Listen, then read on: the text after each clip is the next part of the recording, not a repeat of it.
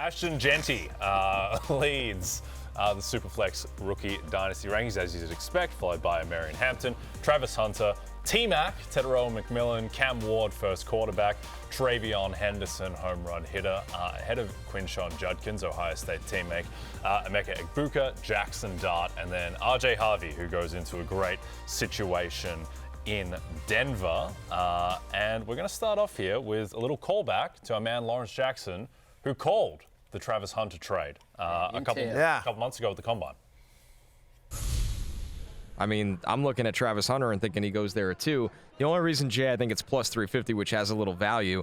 Maybe they think the Browns are open for business as well, right? Like, say the Titans take Abdul Carter, Lawrence, and then the Browns are like, hey, we'll take anything to get out of this pick. Then Cam Ward goes number 2 That's overall. what I'm going to. I think the Browns open for business, and I think the Jags are buying. They'll trade up, draft Travis Hunter to help their league worst passing defense, because they most definitely need a corner. He could mess with wide receiver 3 on the team. So Jay's favorite coach, Liam Cohen, moves up in the draft and takes Travis Hunter. Impressions. Let's go. Now part of the Jaguar staff. Yeah. Crystal ball. You know, they just letting, young guys run the show over there. Yeah. You and James Gladstone. Yeah. Deep thinker, James Gladstone. Yeah, exactly. But that's a hell of a call. Making the Madden trades off the rip. Uniquely positioned for this. Every press conference is like a Terrence Malick show. I don't know what James Gladstone is talking about. But a great call by you, Lawrence. Yes. That was from the Combine show. That was our February 27th. You made that call. Well, no one had that on the radar. You did. Listening. Give us another great call, Lawrence. Get back into the crystal ball. Who will end up being a better pick, Travis Hunter or T-Mac, just purely in terms of wide receiver value? For Dynasty. Yeah. If we're talking Dynasty, I would say Travis Hunter. You talking this year, I would say Tirico McMillan. But from a Dynasty standpoint, once Travis Hunter gets going and once he finds his actual spot on the offense, he could go and get you 1,000 yards. Doesn't have to be the number 1 receiver on the team. If an offense is good, you'll have 2,000-yard receiver. We know Brian Thomas Jr., he could go do that. But from a dynasty perspective, I think Travis Hunter's easily the best receiver in this draft class. Tirico McMillan really good, but I would go with Travis Hunter for the long haul. I would go for Travis Hunter for the long haul and for the season, actually. I mean, I was very encouraged. I think one of the concerns are, so I did a fantasy draft where you had to draft the players before you knew their landing spot. And Travis Hunter went 5th in that dynasty draft because it was a super flex with tight end premium. But one of the reasons why is people were concerned, like, is he going to probably play more defense and there'll be a package of plays offensively for him? And yet Liam Cohen came out after the Jags traded up and got him, said, no, the opposite. He's talking to both coordinators. He's going to have packages in both, but he's primarily going to be a wide receiver, and then they'll have a sub package for him. Maybe it's a nickel or something like a nickel. I like him as a free safety. I know we haven't talked about that yet. He could really play football like Tyrann Mathieu, the Honey Badger. Like he got that same sort of skill set. So I'm definitely with you there. But either way, it's great for offense. It's great for offense because he's going to play the majority of the snaps on the offense. And then you think about Liam Cohen, who last year in Tampa Bay was 3rd in wide receiver fantasy points. The Buccaneers were 3rd in wide receiver fantasy points last year, and that was with Chris Godwin missing most of the season, Mike Evans being out for a month. And they were doing it with Sterling Shepard and rookie Jalen McMillan, and they were piecing it together out there. And so, they want to move the ball down the field. And I would argue that even though, T-Mac, as he likes to be called, goes to Carolina, I think there's actually more target competition in Carolina than there is in Jacksonville this year. And I would argue Trevor Lawrence is a better quarterback than Bryce Young at this stage of their career. So I think he's going to be in a better offensive system with a better quarterback than T-Mac. And I just think, to your point, like, if you knew he was only going to play wide receiver, he'd have been the number 1 wide receiver on the board, right? Oh, yeah, by far. Right. Yeah. So, I mean, to put like the comps in perspective, and these can get a little out of whack, I thought Travis Hunter played a lot like Ocho Cinco. That slender, twitchy route running, not deep speed and ball skills, where I love T-Mac, but Cortland Sutton, right? Like, come back down to earth a little bit.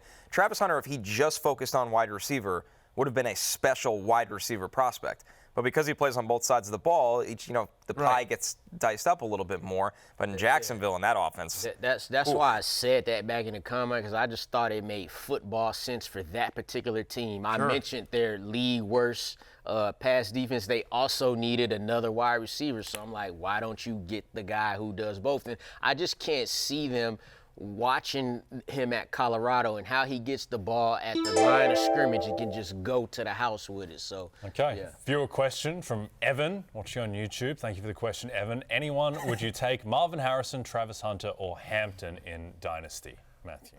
Well, I would prefer. I always, when it's a question like this, assuming there's no special scoring, I always prefer the wide receiver over a running back, just because wide receivers last longer, right? They get hurt less in general. So then it's Marvin Harrison versus Travis Hunter.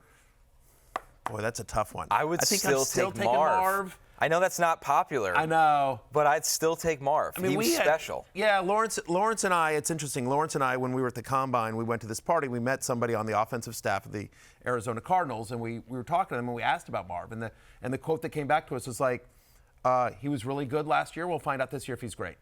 Yeah. And I mean, and like, you just think about everything that you saw at Ohio State prior to coming to the league, that you think that Marvin Harrison Jr. has the chance to be great. And so does Travis Hunter. But because the defense thing, because they'll be there, I think I'd still take Marv. Yeah. But the fact that it's a question, Evan, should tell you that. But I think either one of the wide receivers over the running back. Yeah. You guys agree with that? Think of it like this. Marvin Harrison had, 7, 8 touchdowns. People forget, like, that's good. He only had 850 receiving yards.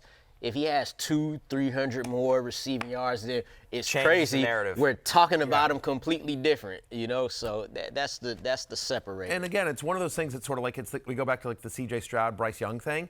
But I feel like had Malik Neighbors not had the monster year that he did, that maybe the narrative on Marvin Harrison changed a little bit. Because you're right, he had a good year. He just didn't have as good a year as Malik Neighbors, who was amazing. BTJ. And Or the BTJ. Giants were so bad. Right. Which has to eat into that a little.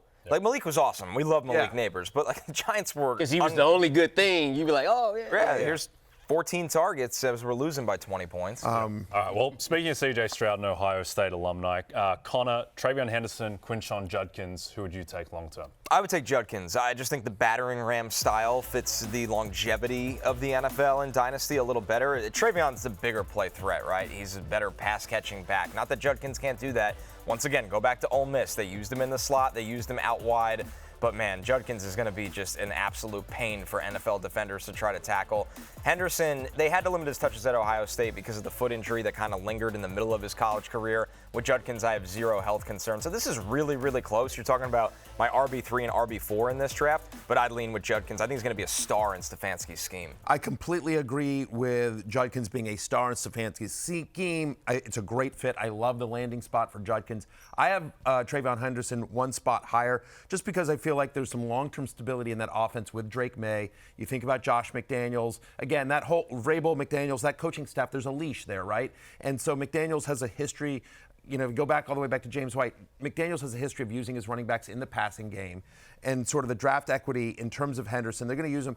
And he's not volume dependent. To your point, like he's a home run hitter. Yeah. He might get 15, 17 touches in a game, but if he only gets 10, there's still a chance he's fantasy productive. Judkins is going to need 20 touches. Now, I think he's going to get it, but I don't feel great about that offense because we don't know who's going to be the quarterback here other than Jerry Jeudy. I mean, we've got Njoku, club said. Like, it's just, there's not a lot of, it's a weird offense right now. It's a weird offense. It's definitely, it is really close. Very close. And there's pros and cons. Like you said about the Patriots offense, like there's way more clarity on the Patriots offense than is the Cleveland Browns. Like they're going to need Quinshon Judkins, like, to probably get those 20 touches per game. For Travion Henderson, they'll ease him in a little bit. 10 to 12 touches turn into 14, 15, but that's the thing with Travion Henderson. You don't need much because very Jahmyr Gibbish. Yep. By the way, on the uncertainty of the Cleveland QB room, Joe Flacco is 12-1 on DraftKings to be the Week 1 starter. Now, my man Joe Flacco, who I love dearly, I think I think there is a good chance that he is the Week 1 starter because I think it'll be him. That's who they would default to if it was a tie. I think he's. I hate to say that, but I think he is the best quarterback of those guys right now. That I won't go with, but I think. Well, I don't think they're going to start with the rookie. I think Joe Flacco could, because he's the veteran. 12-1. Yeah. 12-1. You should bet that because Joe Flacco owes you money. He does. Yes. Yeah. I keep sending Venmo requests to Joe. And, yeah, you should bet that. I'll just say this. Connor and I were talking about this off air. The quarterback room, and we'll be talking about this all summer long as well, every talking head, that quarterback room in Cleveland. But, like, the thing with Shedeur Sanders, like, he could be the Week 1 starter. he could also not make the team. Like, it's just such a That wide is range really of a outcomes. fact. They've got, take Watson out of it for a second, obviously, but like they've got 4 quarterbacks on the team. One they traded for, one they spent a 3rd-round pick on, and one they spent a 5th-round pick on, and then Joe Flacco, comeback player of the year, who led them to a playoff. He's probably the lock. Playoffs, He's right? the one lock. Yeah. No, I mean, right. Just don't talk about the game in that said playoffs. No, I understand, but like they brought in Flacco knowing exactly what he is, and he understands the offense, and he's probably a good veteran presence in the quarterback room for the younger guys, regardless, right? And so then you're like, well, who's? They're not carrying 4 quarterbacks into the season. They're just Absolutely not. So now you're just like, are they going to get rid of Pickett, who they just traded for? Are they getting rid of the 3rd-round pick for the 5th-round pick? Like, that seems like stupid draft capital. And now you're like, well, are they cutting? Where do the Flacco? reps go? Right. How do you That's have the whole How do you thing have reps about for 4 it. quarterbacks? That's the thing. Camp, you barely have reps for 2. Right. It's hard for a second string. That's why when 3rd stringers get in preseason games, their eyes are really wide. They're like, hey, yeah, I got 4 reps leading up to the game, and now I'm playing the second half of a preseason game. You would think that for Flacco, he knows this offense already as he's recently played in it. I don't think he would need as many reps for it. But if it's the competition thing it could be janky.